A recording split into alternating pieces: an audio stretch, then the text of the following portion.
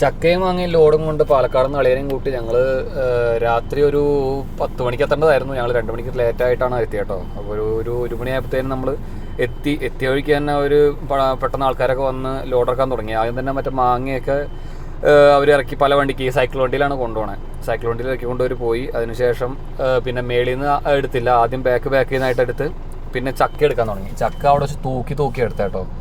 ചക്ക അവിടെ നിന്ന് തൂക്കിയെടുത്ത് അവിടെ നിന്ന് പിന്നെയും മറ്റേ സൈക്കിൾ വണ്ടി തന്നെ കയറ്റി വിടുമായിരുന്നു. രാത്രി 1 മണി മുതൽ വൈകുന്നേരം രാവിലെ ഒരു 6 മണിയായപ്പോഴത്തേനും ഫുൾ ലോഡ് ഇറക്കി തോന്നും. നമ്മൾ ഇഞ്ചി ലോഡ് വന്ന് കിടന്ന പോലെ കിടക്കേണ്ട വന്നില്ല. രാവിലെ നമ്മൾ എഴുന്നേറ്റ് നോക്കുമ്പോൾ ഫുൾ വണ്ടി കാലിയൊക്കെ ഉണ്ടായിരുന്നു.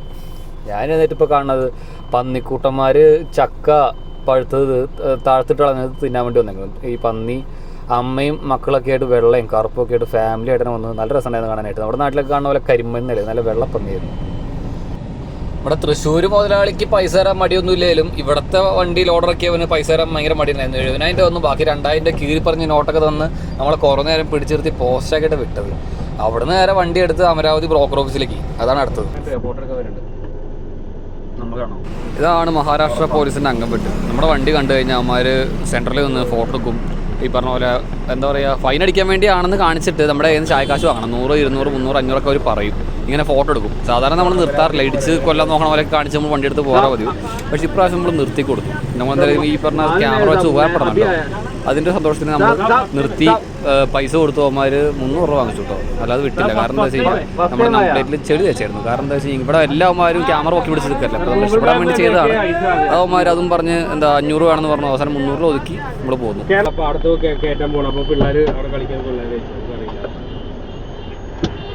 ഇവിടെ പിന്നെ ഒട്ടുമിക്ക വണ്ടിയിലും കാണട്ടോ ചെളി ഇല്ലെങ്കിൽ ടാറോ ഇല്ലെങ്കിൽ നമ്മുടെ കരിയോയിൽ അങ്ങനെ എന്തെങ്കിലുമൊക്കെ തേച്ച് വെക്കുന്നുണ്ടാവും. പിന്നെ ഇവന്മാർ നല്ല ആത്മാർത്ഥമായിട്ട് തന്നെ പെരുമാറും. കാരണം എന്താ പറയുക, പൈസ വാങ്ങാനായിട്ട് ഇപ്പോൾ ഫൈൻ അടിക്കും, ഇപ്പോൾ ഫൈൻ അടിക്കുന്നതുകൊണ്ട് ഭയങ്കര പേടിപ്പില്ലായിരുന്നു. അവിടെ എൻ്റെ ഫോൺ വാങ്ങിച്ചവൻ്റെ നമ്പർ വാങ്ങിച്ച് വണ്ടിയുടെ കാര്യങ്ങളൊക്കെ ചോദിച്ച് ഭയങ്കര അഭ്യാസം. പിന്നെ ക്യാമറയാണെന്ന് വാങ്ങിച്ചാൽ പിന്നെ അവന്മാർ പൈസ വാങ്ങാൻ വേണ്ടി സൈഡിലേക്ക് വന്നു.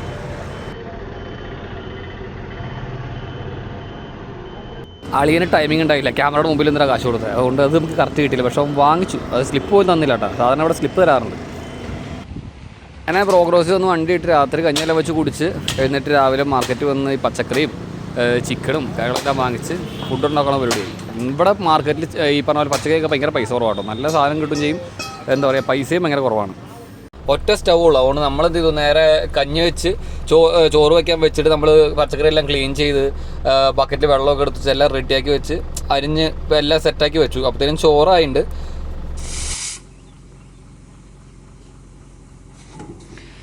അപ്പോൾ നമ്മളിന്ന് എന്തായാലും ചോറ് വെച്ച് ഉണ്ണാൻ പോവാണ്. രാവിലെ തന്നെ മാർക്കറ്റിൽ പോയിട്ട് നമ്മൾ കോഴി, സബോളയും തക്കാളിയും പച്ചമുളകും കേരളെല്ലാം വാങ്ങിച്ചിട്ടുണ്ട്. ഇപ്രാവശ്യം നമ്മൾ എന്തായാലും ഫുഡ് വെച്ച് കഴിക്കും നമ്മൾ പറഞ്ഞുകൊണ്ട് തന്നെ. പാലക്കാട് നിന്ന് ഗ്യാസും സ്റ്റൗവും എല്ലാം പുതിയത് തന്നെ വാങ്ങിച്ച് എല്ലാം സെറ്റാക്കിയിട്ടുണ്ട്. ഇന്ന് അളിയൻ്റെ നല്ല അസൽ മികച്ച ഒരു കറിയാണ് ഇവിടെ കാണാൻ പറ്റും. അല്ലേ അളിയാ? അങ്ങനെ പറയല്ലേ. ഏത് ഞാൻ മറ്റേ ഈവൻ മറ്റേ ഫിറോസ് ഖാൻ്റെ കൂട്ടുകാരനെ പോലെ പറഞ്ഞവരെ നല്ല രസമുണ്ട് അങ്ങനെ പറയാട്ടാ. അളിയൻ നല്ല കുക്കറാണ്. അളിയൻ എന്താ ആട് വാങ്ങാനാണ് പോയത്. ഇവിടെ എല്ലാവർക്കും ബീഫാണ്. ഇവിടെ 1 കിലോ ബീഫിന് 300 രൂപ കിട്ടും. അതും ഭയങ്കര എന്താ പറയുക, ഇപ്പോൾ ചീപ്പിലാണ്. നല്ലതല്ല. അതാണോ?